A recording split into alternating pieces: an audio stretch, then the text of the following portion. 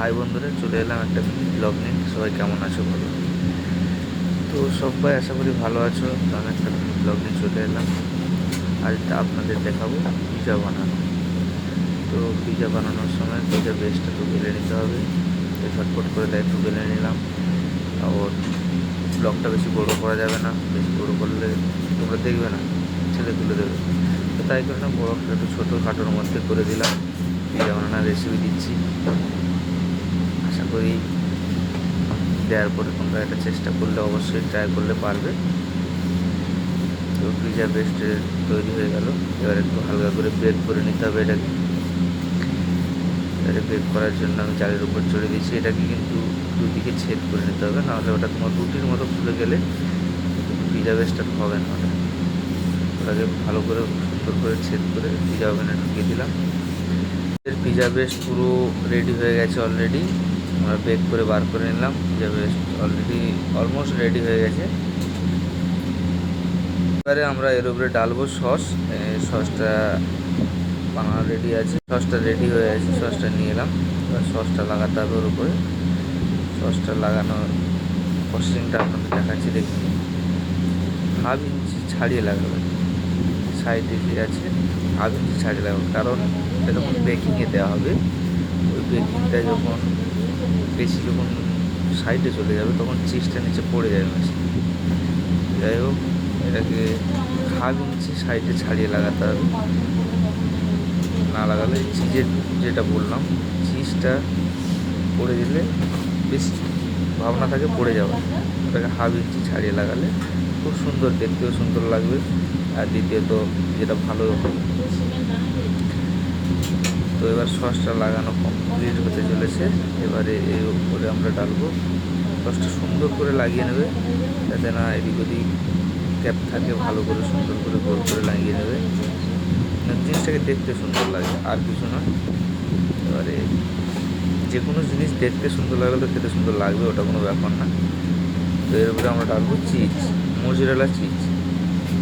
Mozzarella cheese ঢেলে দেবো। এই ডাললাম মোজরেলা চিজ।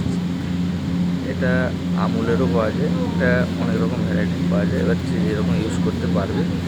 তো এটা আমাদের আছে আমুল মোজরেলা। আমুল মোজরেলা ডালছি। এটা আমুল মোজরেলা চিজ আছে। চিজটা এবারে যে যেরকম পরিমাণে খায় সেরকম নিতে পারে।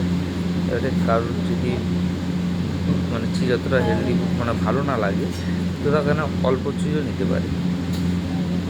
তো এটা বানাচ্ছি আমরা সুইট কর্ন পিৎজা। যেটার নাম হচ্ছে সুইট কর্ন পিৎজা। পিৎজাটা অলরেডি চিজ হালকা করে প্রথম ড্রপ করে নিলাম, তারপরে এরপরে আবারও চিজ যাবে, কিন্তু এবারে সুইট কর্ন মারা। সুইট কর্ন দেওয়ার পরে চিজটা দেবে। সুইট কর্নটা আগে দিয়ে নিলাম। সুইট কর্ন চলে এসছে অলমোস্ট। এবার সুইট কর্ন দিয়ে দিচ্ছি। আমাদের sweet corn ready. Sweet corn তৈরি হয়ে গেছে। সুইট কর্ন দিয়ে দিলাম। এবার সুইট কর্ন দিয়ে এর উপরে আবারও চিজ দিতে পারে। এবার কেউ যদি চিজ কম খেতে চায় তো ওখানে চিজ না দিলেও হবে। এবারে আমাদের পিজা রেডি হয়ে গেল। এবার এর উপরে হালকা করে চিজ দিয়ে দিতে পারো। চিজ দিয়ে দিলাম যেরকম হালকা করে। এবার আমাদের যেরকম চাই অর্ডার সেরকম চিজ দিয়ে দিলাম। চিজ দেওয়ার পরেই তোমার এবারে ফুল রেডি টু ডান। এবারে এটাকে পুরো বেক করতে হবে। রেডি হয়ে গেছে অলরেডি। তো আমরা বেক করতে বসিয়ে দিলাম। অলরেডি 5 মিনিট হয়ে গেছে। এবার বাকিটুকু বের করে নেবো। আমাদের মেশিনটা খুব হার্ডলি আছে, ও 5 মিনিটেই হয়ে যায়। তো রেস্টুরেন্টের মেশিন তো 5 মিনিটেই হবে। যাই হোক, পিজা আমাদের রেডি, বেরিয়ে গেল। এবার আমরা প্লেটিং করব। প্লেটটা দেখে নিই। প্লেটিং করব। সাইডে এবার একটু বাটার লাগাতে হবে। পিজার সাইডে যেটা হাফ ইঞ্চি বাকি আছে ওটাকে বাটার লাগালে ওটা খেতে একটা মানে পুজো পিজাটা পুরো খাওয়ার পর ওটা আলাদা ফিল করবে। ওইটা বাটার লাগিয়ে ওটা লাস্ট খাবে। এটা অলমোস্ট বাটারটা সুন্দর করে লাগিয়ে নেবে। লাগানোর পর পিজা ফুল রেডি। এবারে যাবে টেবিলে। এবার পিজাটা কাটিং হবে। কাটিং হয়ে টেবিলে চলে যাবে। তো এই ছিল আমার শেষ অবধি ভিডিও। তো তোমাদের কেমন লেগেছে বলো? তো ভিডিওটা যদি ভালো লেগে থাকে লাইক কমেন্ট শেয়ার করতে ভুলবেন না। তো এরকম ভিডিও পাওয়ার জন্য ফলো করে রাখুন। নেক্সট টাইম এরকম ভিডিও আসছে।